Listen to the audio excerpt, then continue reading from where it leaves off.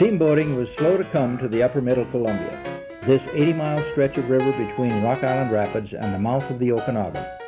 Steamers plied the lower Columbia from Astoria to Portland and into the Willamette Valley as early as 1836, from the Cascades to the Dalles beginning in 1851, and from Celilo Portage to Walla Walla, Pasco, and up the Snake River starting in 1858.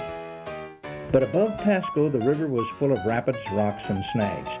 The channels were narrow and the current swift. One engineering report of this period warned, there are 25 rapids in the Columbia between Wenatchee and the Okanagan River.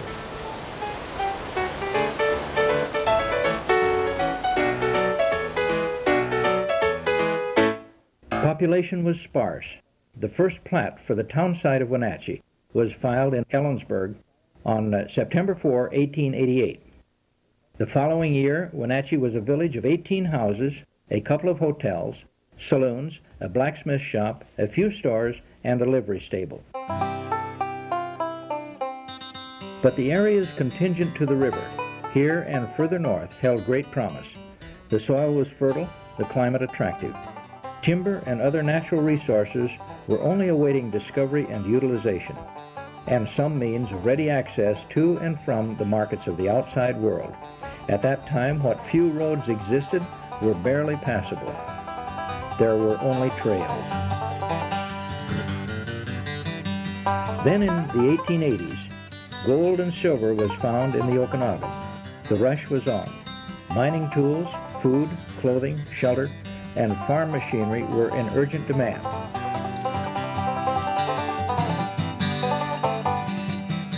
And James J. Hill, the empire builder, was headed west with the Great Northern Railroad. It would cross the Columbia above Rock Island Rapids and proceed to the coast on a route through the Wenatchee Valley. These two events proved to be the catalytic ingredients needed to spur this area's further growth and development.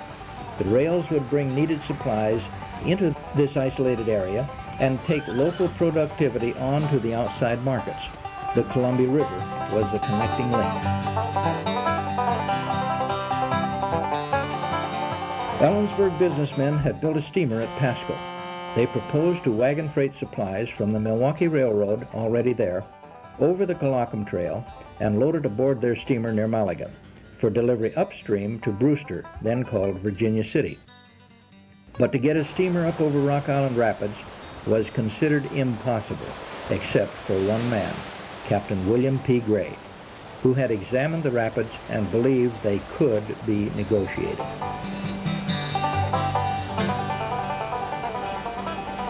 In July 1888, Captain Gray brought the city of Ellensburg up from Pasco, through the Rock Island Rapids, then on up the Columbia, and 6 miles into the Okanagan River.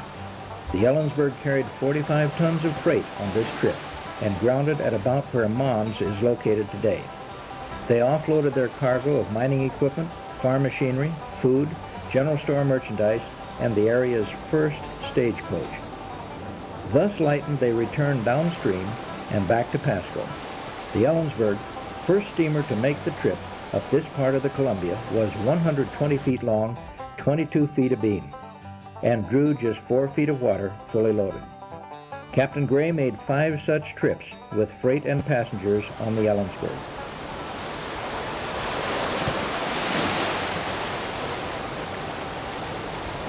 On his last trip with the Ellensburg, Captain Gray gave this account of the trouble they had at Cabinet Rapids, several miles below Rock Island. We were pulling through on a line it had taken us several days to lay along the bank. To keep the nose out of the strong current, I gave the signal to back. The engineer, a good man, thought he had heard wrong and worked ahead. This shot the bow into the wicked current. The stern being in the eddy, this caught and tipped the steamer until water ran into the fire room. The line to shore broke, and the boat swung against a cliff and knocked off 8 feet of the under part of the bow, filling 2 compartments with water. I immediately dropped down to a driftwood pile a half-mile below and sent the purser to a sawmill 20 miles away in the Wenatchee Mountain.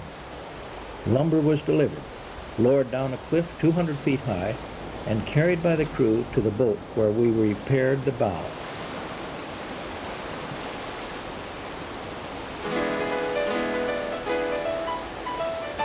The second steamer here on the river was the Thomas L. Nixon, a large, barge-shaped boat 159 feet long.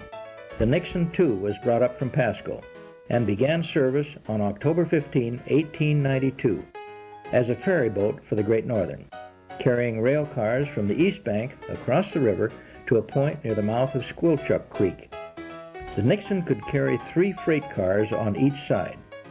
She continued this duty until the railroad bridge above Rock Island Rapids was completed May 2, 1893.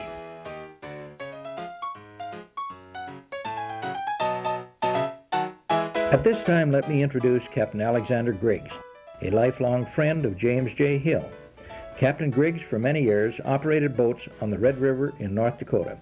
He came to Wenatchee in 1892 at the urgent request of Mr. Hill to organize a steamboat line as a feeder for the railroad that had just arrived. Captain Griggs brought with him his wife, 2 daughters, Esther and Nettie, and 4 sons, Ansel, Bruce, Jay, and Clifford. Esther Griggs married J.A. Skaman, a pioneer in the valley, who managed the Wenatchee Federal Savings and Loan for a number of years. Alexander Griggs formed the Columbia and Okanagan Steamboat Company in 1893 and acquired both the Ellensburg and the Nixon, the only 2 boats then on the river. By 1900, the C&O owned 4 others that had since been built and put in service here. Although Griggs died in 1903, the company he formed continued to grow and prosper. At one time or other, the C&O owned nearly every boat that operated on the river and was the controlling influence for navigation development on this part of the river. Wenatchee quickly became the boat-building center for the upper middle Columbia. So let's take a trip to the 5th Street Boatyard.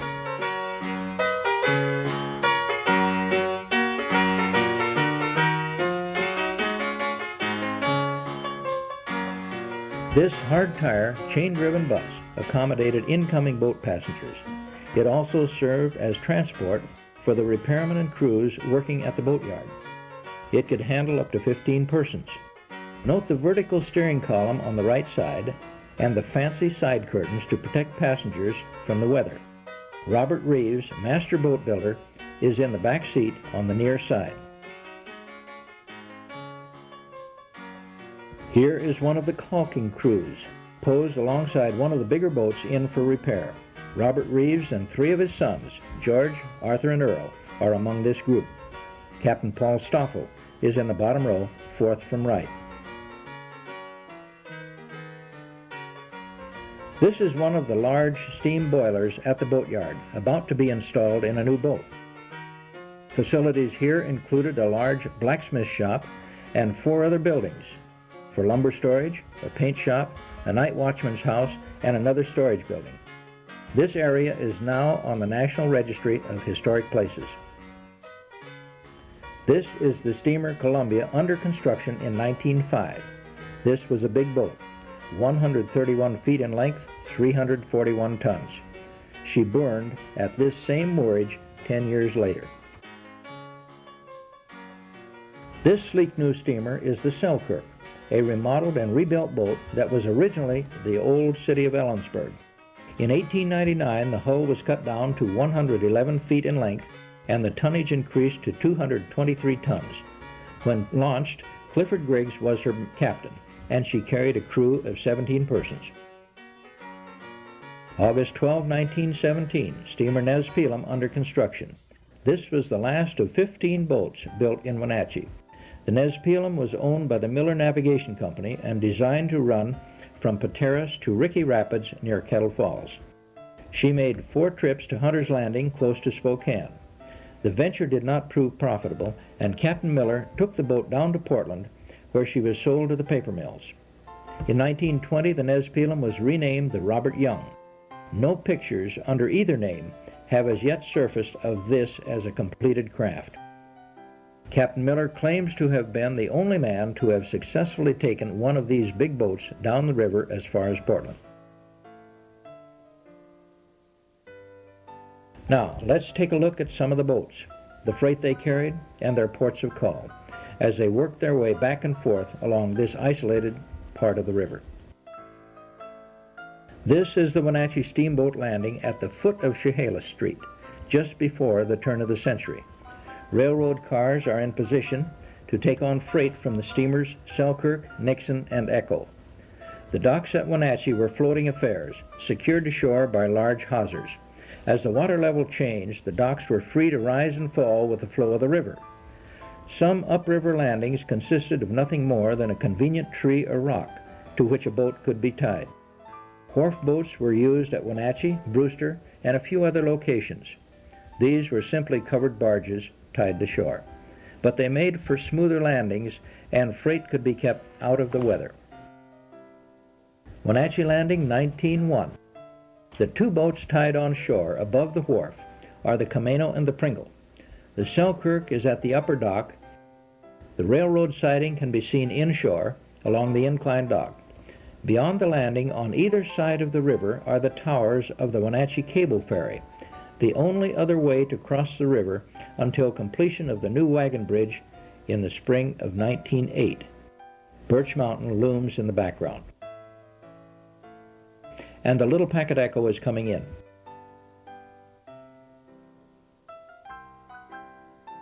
Most everything that was shipped during the early 1900s was carried by boat. These Sternwheelers, the Chelan, North Star, and Pringle, are transferring cargo at Wenatchee to Great Northern rail cars. The horse-drawn freight wagon backed against the loading platform is awaiting its share for delivery to Wenatchee's businesses. Wheat was the largest downriver freight item by volume. In 1898, nearly 25 million bushels of wheat were freighted downriver on the boats. A lot of it was ground to flour at Wenatchee Milling Company each year. Loaded with cordwood on its foredeck, the steamer Pringle awaits the incoming steamer Columbia before backing out into midstream. The Columbia is loaded with wheat and passengers. Several people are waiting on the dock to greet these visitors to Wenatchee.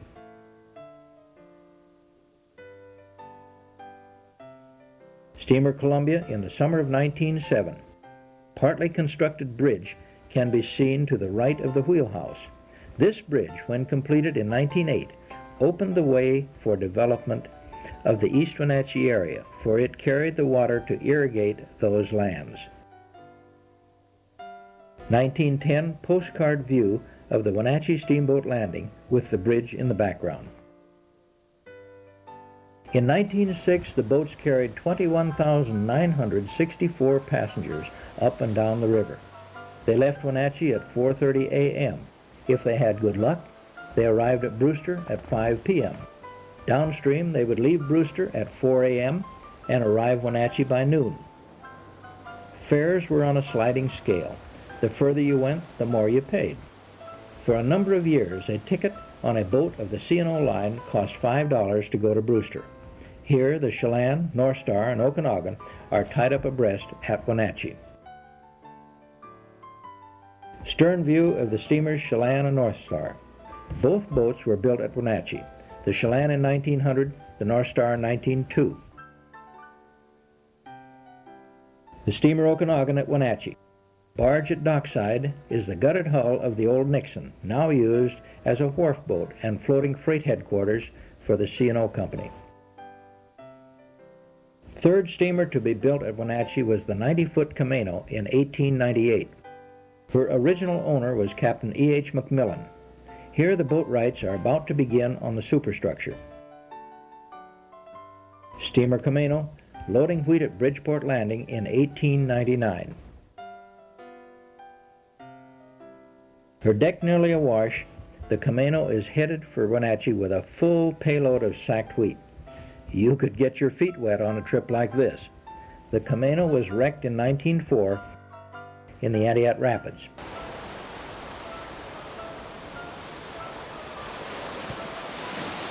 On upriver trips, the swift water of the Antioch and Methow Rapids had to be carefully negotiated.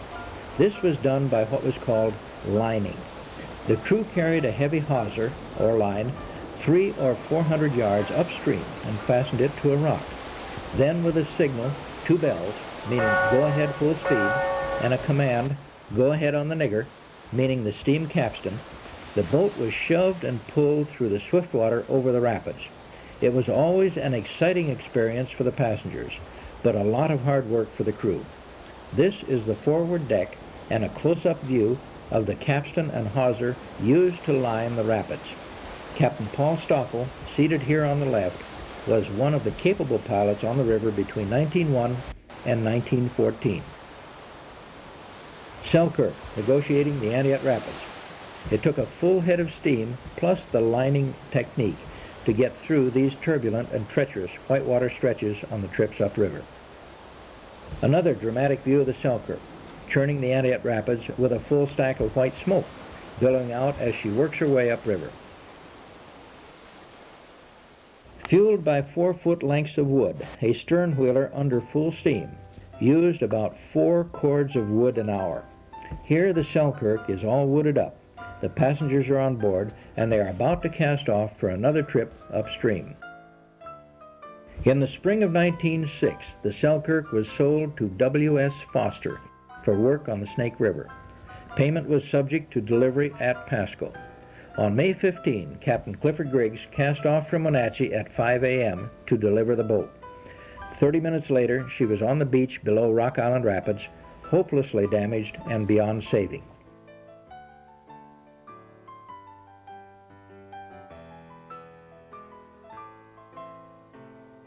Crewmen waded ashore with a line from the main deck to secure the sinking wreck and keep her from drifting further downstream. The crew and passengers got ashore safely. Here, 5 men, their luggage and other gear, are already on the bank. More salvaged trunks and gear have been brought ashore. This bow view shows her with a line made fast ashore.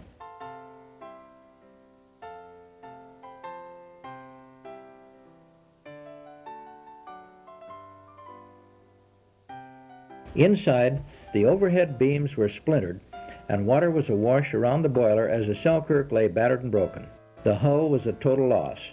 The machinery and equipment were salvaged. With stern awash and lines ashore, the Selkirk settled in the water. Thus ended the life of a gallant steamer that had served the people and industry of the upper middle Columbia for nearly 7 years. As with most of the boats, there was no insurance.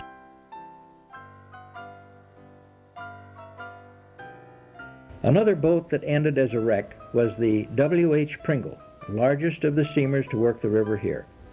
She was 166 feet long. Built at Pasco in 1901, she cost $35,000. Her machinery was that of the old Thomas L. Nixon. Shown here at Wenatchee, she and her sister boats, the Chelan and the North Star, are loaded with wheat from the Big Bend and Okanagan ranches. On October 10, 1906, the Pringle was wrecked in Rocky Reach opposite Lincoln Rock. On this last trip, she carried 4,300 sacks of wheat and a carload of apples. There were no passengers. All of the crew of 20 were saved. The steamer Wenatchee was built at the 5th Street Yard in 1899 by I.J. Bailey and J.J. O'Connor. She was 79 feet long. This boat operated less than 2 years, destroyed by fire in 1901. Shown here, the Wenatchee is taking on wood somewhere along the Columbia. Steamer Chelan at Orondo Landing. She was built in 1902 at a cost of $18,000 by the Miller Navigation Company. She was 125 feet long and licensed to carry 110 passengers. Here, the Chelan is shown taking on boxed apples from the riverbank at Ribbon Cliff, opposite Bray's Landing in 1912. The Chelan ran daily between Wenatchee and Okanagan, handling apples, wheat, general freight, and passengers.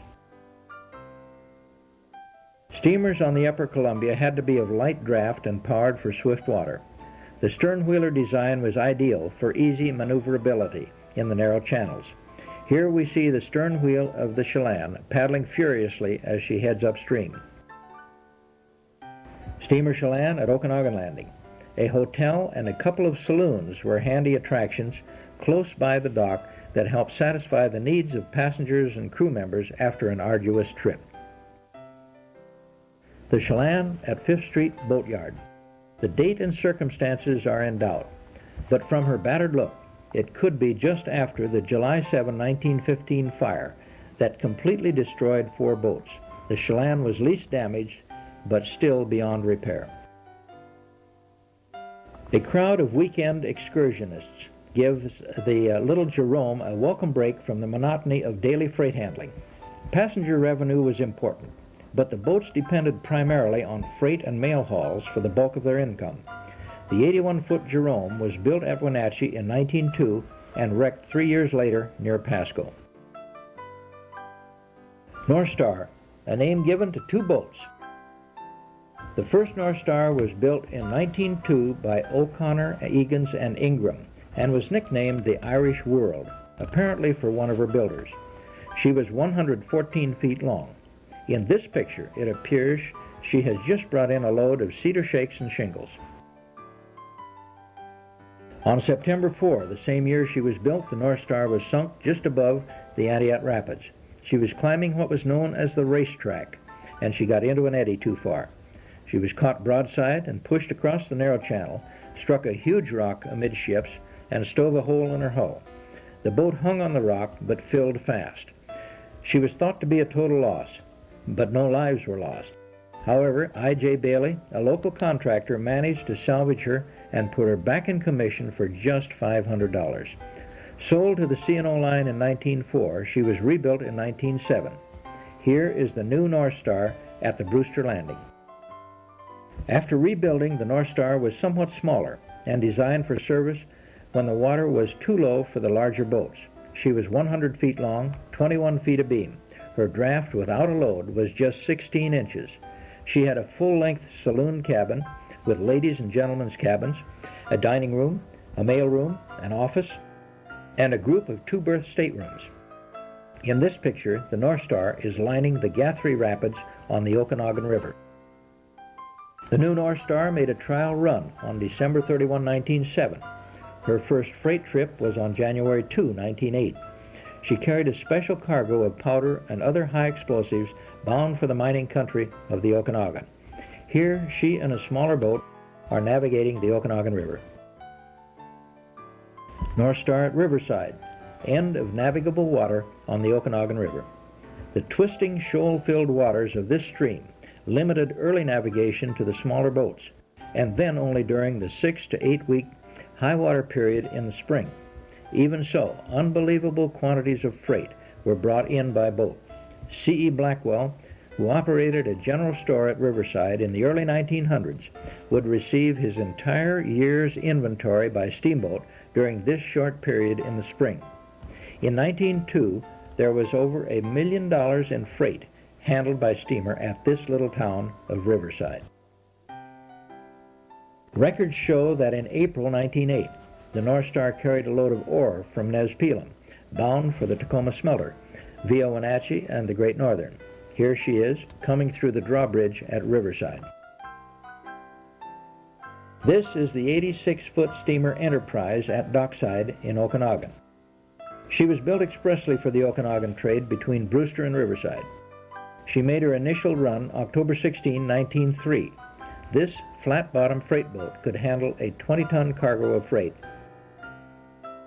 The Enterprise taking on freight somewhere along the Columbia. In 1905, this steamer made a trip to Oroville in high water, a feat not often accomplished by any sternwheeler. In 1906, she caught fire from a smokestack spark. That same year, she was wrecked in the Antioch Rapids. But the Enterprise was a survivor. Repaired in April 1908, she made a run up the Columbia as far as Kettle Falls for the U.S. Army Corps of Engineers to study river improvement needs. While lining Box Canyon, 12 miles above Bridgeport, a hawser broke in the swiftest, most dangerous part of the rapid. Again, she was brought to Wenatchee for repairs. But on July 12, 1915, the Enterprise was finally wrecked beyond saving, when cargo shifted during a strong wind and heavy water.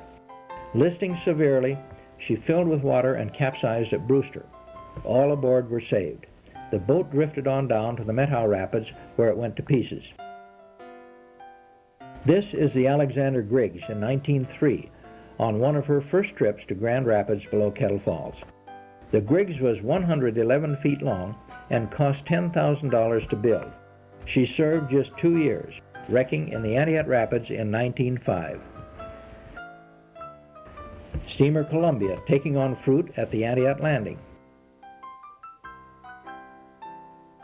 The Columbia again, backing out from the Antioch Landing, with crew and passengers gathered mostly on the forward decks. Columbia loading wheat at Dixon Landing at the foot of Chelan Hill, 1905. This Frank Matsura photo was taken in 1913 and shows the Columbia at Pier 1 in Okanagan. Empty grain sacks are stacked on the dock for the coming harvest. This photo was taken looking northeast to the steamer Columbia, tied up at the 5th Street Yard during high water. The lady is believed to be Josephine Reeves Devereaux, daughter of Robert Davis Reeves, master boat builder at the yard. Steamer Yakima out of Wenatchee pushing barges. The Yakima was built at Ainsworth near Pasco in 1906 at a cost of $24,000. She was a big boat with plenty of power. She could make the trip from Pasco to Bridgeport without using a line at any of the rapids.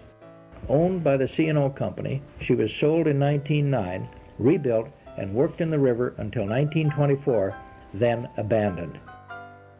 The St. Paul was built in 1906 by T.A. Davies and Billy Goggins to handle Milwaukee Railroad freight between Vulcan at the mouth of Moses Coulee and Port Eaton near Beverly.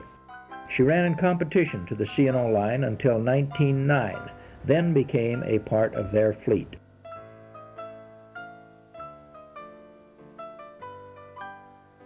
The St. Paul and another steamer taking on freight at the Antioch Landing. No buildings are visible amid the sagebrush at this time.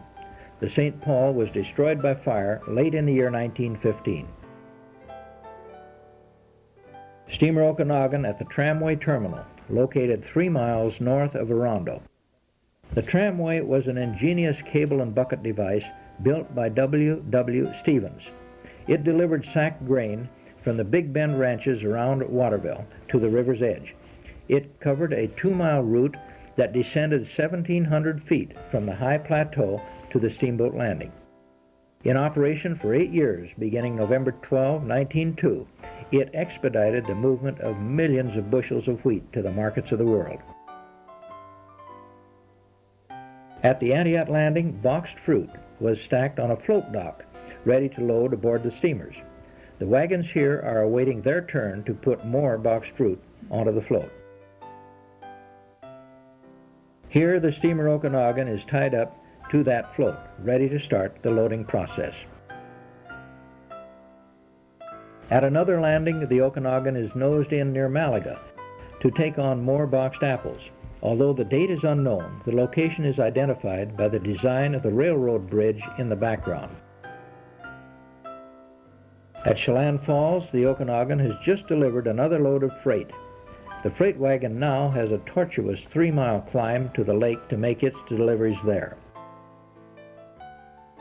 Stern angle view of the Okanagan, tied up at the Brewster Landing. This steamer was built in 1907, burned 8 years later. 137 feet in length, she was the biggest and best appointed of the Sternwheelers during her years of service.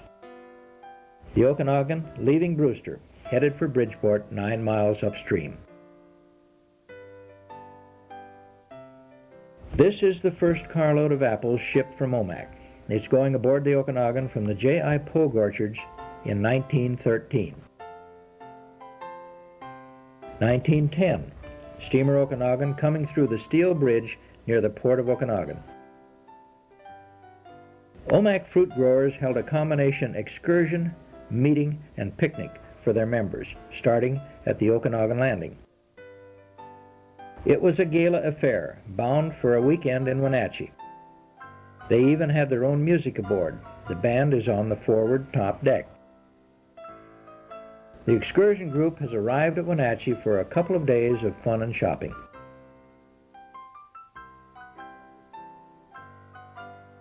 The Douglas was a 41-foot gas-powered steamboat built in 1914. She was the 13th boat launched at Wenatchee. Here she is at Appledale Landing, 6½ miles southwest of Palisades. Douglas tied up for the winter at Wenatchee, just above the old Columbia River Bridge. She saw service until 1924, then abandoned for lack of work. During winter months and periods when work was slack, the boats were tied up at the 5th Street location. Here we see the Chelan, North Star, Okanagan, and Columbia, the last 4 boats of the C&O fleet, in storage for the winter. It is ironic that the railroad was both a blessing and a curse to river navigation here. When the Great Northern arrived in 1892, the boats and the rails were mutually beneficial to each other. Each provided supplies and access to markets unavailable to the other. They needed each other. When the Great Northern branch line to Waterville and Mansfield opened in October 1909, and when the tramway closed in 1910, the boats lost the wheat trade to the railroad from this section of the Big Bend country. Then on June 30, 1914, the Wenatchee-Oroville branch of the Great Northern opened for business. Not only did the boats lose the wheat and fruit shipment, but they lost the U.S. mail contract as well.